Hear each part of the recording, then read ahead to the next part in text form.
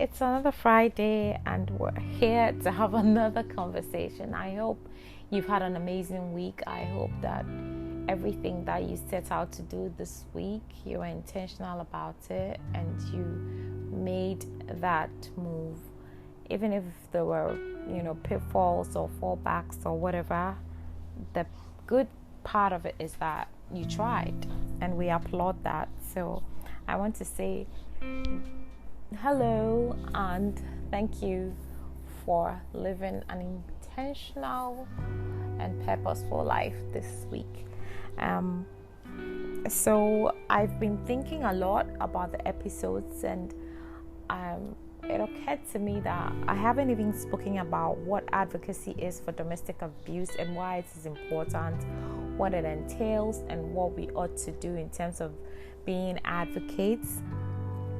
And so I just want to say and ask, who's an advocate? An advocate is usually a lawyer, that's the Merriam-Webster definition, a person who works and argues in support of another's cause, especially in court. Or two, a person or a group that defends or maintains a cause, a proposal, or anything, like a consumer advocate, a domestic violence advocate, a sexual abuse advocate, a child trafficking advocate, women trafficking advocate, any of those things. Once you are advocating, you're speaking up about it, be it in public, in private, wherever, you're an advocate, right?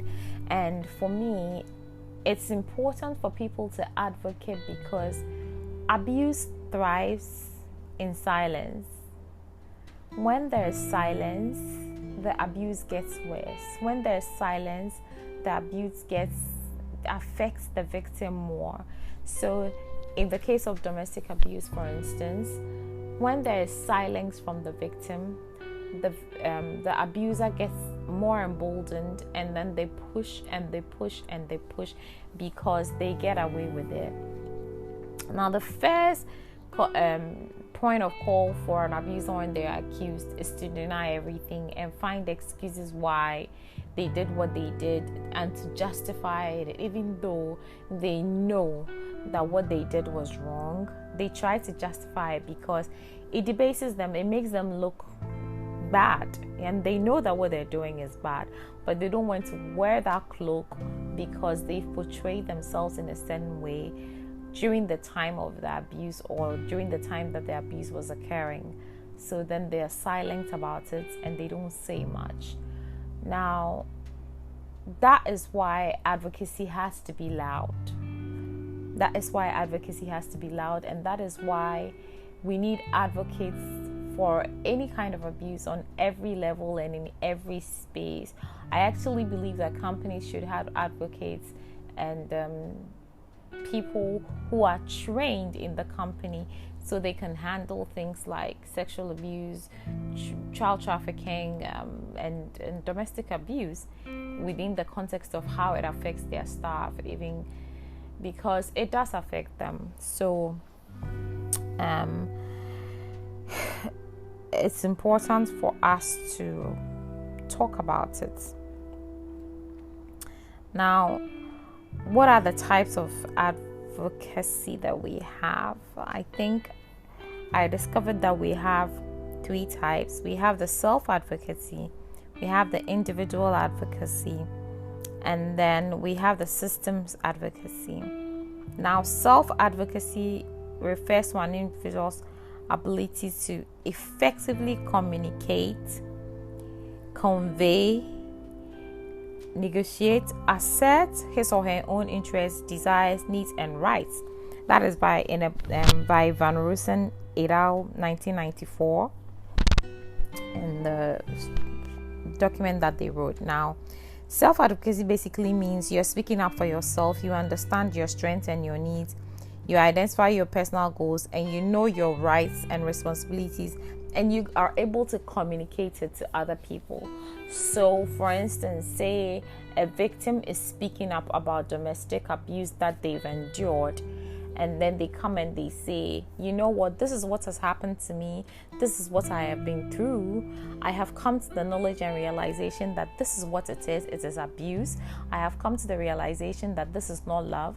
I have come to the realization that my spouse or my partner has been deliberately mean and, how do I even put it? Deliberately mean and dishonoring of the marriage that we have by putting my person in either emotional abuse, verbal, physical, financial, psychological, technological, spiritual abuse, economic. So all these things are part of the abuse. So when you speak up for yourself, you are self-advocating. Now, in the case of usually survivors or victims, the first time, second time that you speak up, everybody's advice is to go back. When you eventually make the decision that you're not going back, people tell you all kinds of things. Can you take care of your children? They forget to ask, why is the abuser doing that? Moreover, when there's a separation, the abuser doesn't stop being a parent. Do you understand? The abuser does not stop being a parent, even in a time of separation. Once they stop being a parent, then you know the kind of person they are, that it's a deliberate thing that they are doing. So you don't even worry yourself about it, because if you've had an exit plan, if you have organizations that will help you and support you in times of those things, reach out. Now, it takes a village for a survivor to be able to stand. So when it happens, you've got to help and just rally around them. That's why advocacy is important, because when abuse happens, a lot of people leave the survivor or victim on their own to kind of navigate their way. If they aren't strong enough, if they've not done their research, if they've not understood the journey ahead of them, they give up and they go back. And these same people will come and ask, why did she stay, when something fatal happens? So, yes, let's talk about it. Individual advocacy also is when a group or people concentrate their efforts on just one person. So an issue of domestic abuse has occurred. Recently, there was a video of a lady who's gone through domestic abuse, and there was a rallying of a group of people from her school who came out to support her. People pleaded her case, the case of Ethiopian Polo, where she's been sentenced to a 90-day prison sentence, and people were like, oh, it's too harsh, and they all raised their voices, and they were shouting and asking for a rebate, whether it was lawful or not, and all of that. And even child rights taking up the issue of her child in particular, even though there are a lot of other cases out there. So individual advocacy is for that. So asking for inclusion, having people stand by you when they know that it's unfair, and they understand that, oh, we all need to speak up so that person A, B, C, or D can get the justice that they deserve. So there are two common forms of individual advocacy, formal and informal. When people like parents, friends, family members, or agencies speak out and advocate for vulnerable people. That is why you need to understand what you have to do when your friend, your parent, your sibling, even your parent, your uncle, auntie, cousin, whoever is going through domestic abuse. That isn't the time to ask them to go back. That isn't the time to be quoting scriptures to them. That isn't the time to ask them to endure. That isn't the time to ask them to, are you sure about what is happening? Could it be midlife crisis? Could it be that? No, that's not the time. So, just kind of be someone who's reading, who's learning, who understands, and who's making an effort to help someone. Formal advocacy more frequently involves organizations, so like NGOs, who pay their staff to operate and advocate for someone or a group of individuals. There's been Gifty Auntie, who's been advocating for women for a long time. He advocates for all issues that gender related, for women and females, and there's Kalosichi's sister. She had she's the one person who I've known for a long time to have had a shelter and still runs a shelter. I mean, I applaud her because the sheer magnitude and logistics that go into running a shelter without support is amazing. And the fact that she's done it for years is very laudable. Mrs. Dramina, yes, that's her name. So, and then there are systems advocacy. Now, systems advocacy is about changing policies, laws, rules that impact how someone lives their lives. So, for instance, I would love for there to be a system advocacy on the fact that non-fatal strangulation is a crime. When you squeeze somebody's neck and they don't die, I think it should be a crime under the Domestic Law Act. I think financial abuse should also be a crime because that's also deliberately depriving someone. And I also think that judges who sit as family lawyers in the cases of domestic abuse go through domestic abuse training, because a lot of people don't understand the nitty-gritty of how abuse works and how victims react, how survivors react, how the trauma affects them and the children. So they operate from a place of, make an effort or try, which is damaging. That's why we all need to be advocates. So it's very, very, very, very, very, very important that we all understand what advocacy is. We all try as much as possible to speak up and about what advocacy should be. So those are the 3 types of advocacy that we have. Now,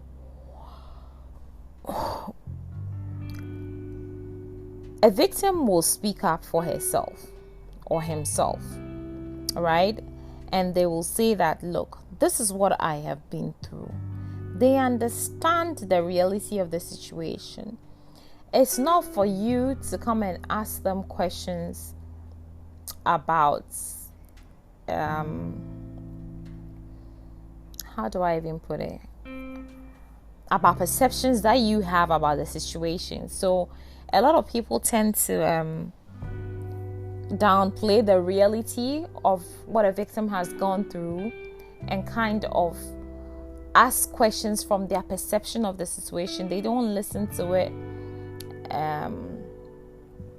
from an informed space, because there's not a lot of advocacy going on. So how do you advocate for victims and survivors of domestic abuse? How do you speak up for them? First of all, believe them, hear them, understand them, right? Read about it, know what it means and entails.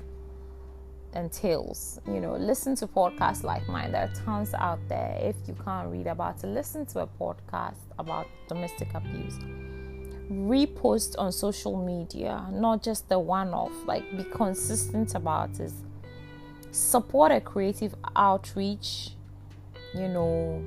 Do so many things. Send money, gifts, supplies to organizations that are helping victims, to individuals that need that support. Because effectively, a victim who leaves and becomes a survivor on their own is now a single parent. Usually abusers will ignore the fact that they have to still contribute and raise their children even though there's a separation, because it's a tool and still a way to control the victim. I mean, for abusers, once you have children with them, the control never, ever, ever stops. It's how you react to it and what you feed them with that determines how it affects you and whether you will engage them or not. You get it? So, aid survivors in taking control of their finances. Talk to them, because it's a struggle. I wish there was a way that banks had mortgages, had a system for survivors to kind of pick themselves up. There's nothing like that. Like, there's no facility like that that gives survivors a break, especially in these parts. Outside, you will get one or two organizations kind of helping. I don't even know in terms of our structure or in banking, but outside Ghana or wherever in European countries and in the Americas, you'll find that there's a system. A survivor can apply for government housing. Here in these parts, where does the survivor of abuse even go to say that, hey, you know what, I need a place for my kids and I to stay for a couple of days or at a subsidized price? You know, how did they begin to save? How did they begin to get a job and still be a mother?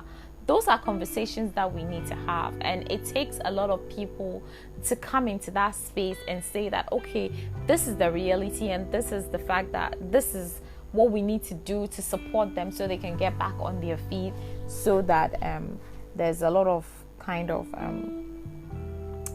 clarity for them and aid and all of that. Now, you can advocate for legislation and support for victims, and you can share your story if you want to.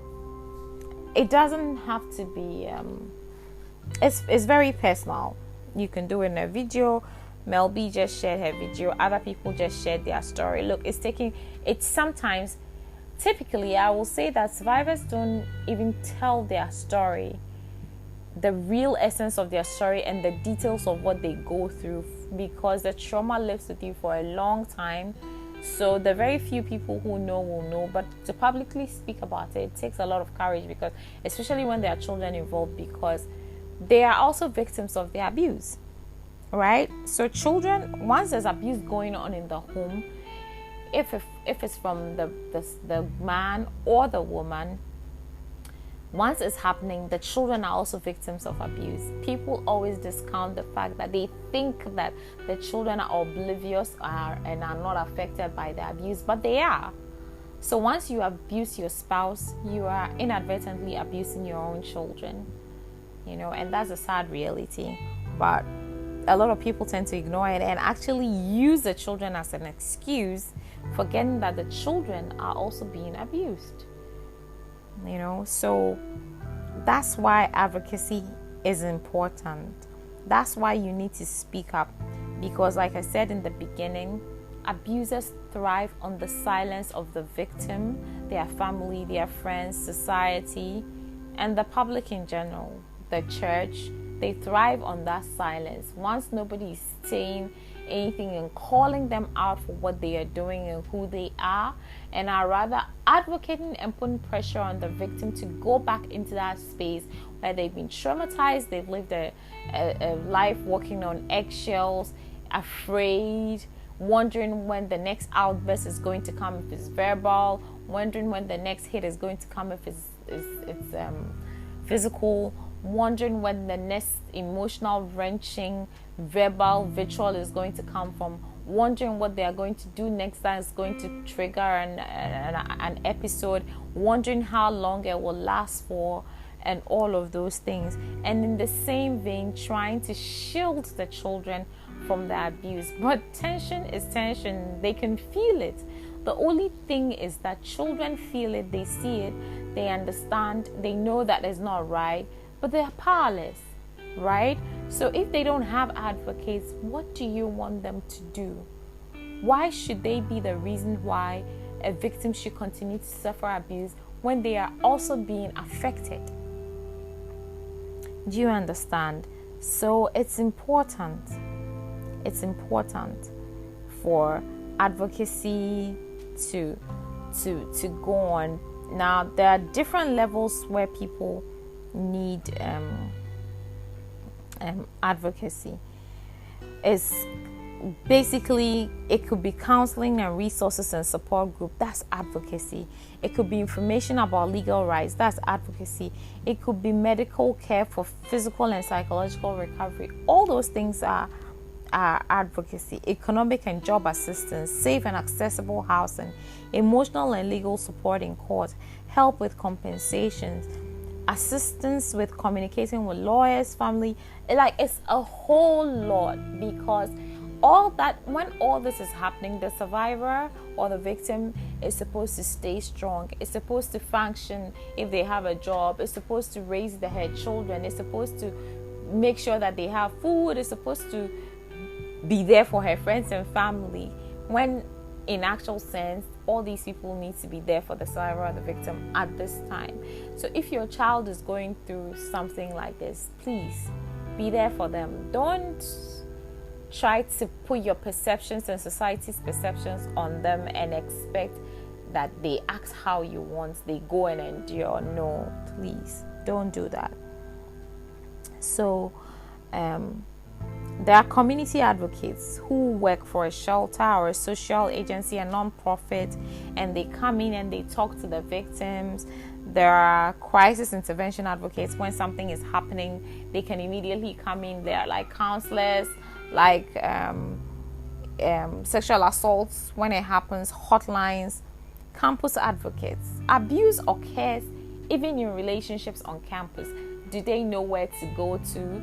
Or if you have a university and something like that's happening, you have residents or students in halls of residence, and something like that happens, what do they do? Where did they go to? Why did they go and report their intimate partner has abused them? Hospital. I feel as though when a victim goes to hospital with domestic abuse issues,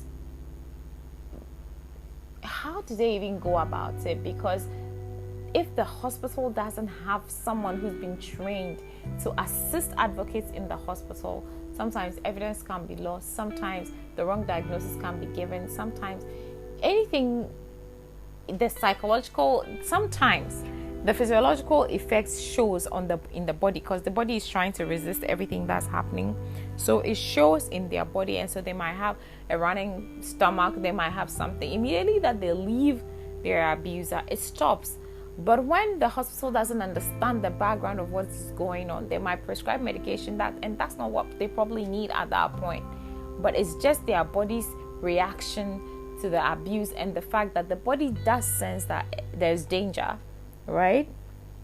So law enforcement in Ghana, you have DOFSU, and you can go there and go and advocate. I think they've done an amazing job, and they've been quite very vocal about domestic abuse, and the support that they give is amazing. So yes, I'll applaud them and all the other NGOs that are doing work to support women and children. Now, we say a lot about women and children because the ratio and the margin for abuse when it comes to men and women is not at par. Women feel the brunt of it more, so court advocates, and I'm a woman, so I'll probably speak a lot more for women. So do courts, do lawyers, even does a lawyer that you hire understand the effects of the abuse that you've been through? Do they understand how to present your case? Do they understand what it means for you to get the freedom that you need? Do they understand how to fight for you and your children to be in a space of trust? So I feel as though the advocacy has to cut across so that when a victim leaves, they are not re-traumatized, because some of the things that happen from going to a counselor, a pastor, through the court system re-traumatizes the victim in so many ways that if they are not strong, they might go crazy. And public advocates, celebrities, people who've just decided that, we're going to fight for women, and we're going to be gender-based, and we're going to be all of that. So it's important that we have all these people who are speaking up for women, and are kind of, because you see, when you have people helping you, understanding you, it prevents episodes of depression, it prevents episodes of self-harm, it prevents episodes of shame and episodes of shame and guilt. It prevents all these things that make the victim sad and upset, because they know and they see the community, and they know that someone else knows what they are going through and is willing to help them deal with it. So That's just why advocacy is important. So until you or someone that you know goes through it, don't wait,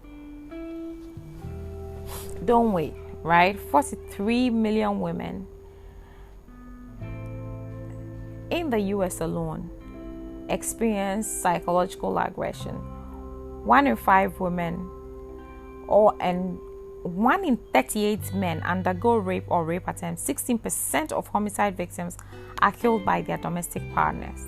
So it is not a joke. Don't wait for someone to die before you start talking about it. Don't wait for someone to be beaten before you start talking about it.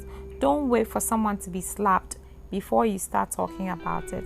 It is important for us to speak up, because any form of abuse, oppression thrives on the silence of the victim, their family, friends, society. So please speak up. Please, please, please speak up. Read about it, talk to a survivor, listen to a podcast, get a book. What do you do when a victim comes to you? The first time a victim comes to you, sometimes they are trying to make sense of their confused state, and they just want somebody to hear them out and say, look, this is what's happening. Am I going crazy or not? Like, do you understand? Am I right or am I wrong? And so believe them. Don't question their reality with your perception. Please don't do that, right? Provide the emotional support that they need, the safety that they need. Give them a place so that it will empower them, so they can kind of speak up about it, right? Let them be able to have a safe space with you when they come and say that, hey, this is what's happening and I need your help. So please advocate, share, read, learn, understand, and speak up for abusers and for victims and abuse people, victims and survivors, because if you don't speak up, the silence will breed a lot more abuse. The next time that you are responding to somebody's story about what they've been through in terms of being abused in any way, shape, or form, be it a rape, be it domestic abuse, be it child trafficking, be it sexual harassment, be it just any trauma story, please listen first, because sometimes they are so confused that the story will not even make sense to you. And so because of that, people have been told that they are lying. People have been told that, oh, it's not possible, and they've gone and they've died in their misery. Not every victim of abuse dies by a physical wound. Some die by emotional wounds, some die by psychological wounds, and some die through heartache. So please, for the unseen ones who lost their lives because no one believed them, no one held their hands, no one spoke up for them, and the silence swallowed them, please make a point. Please make an effort to listen, read, speak up, and be an advocate. Have an amazing week and be intentional with everything that you set out to do. Love always. Ama.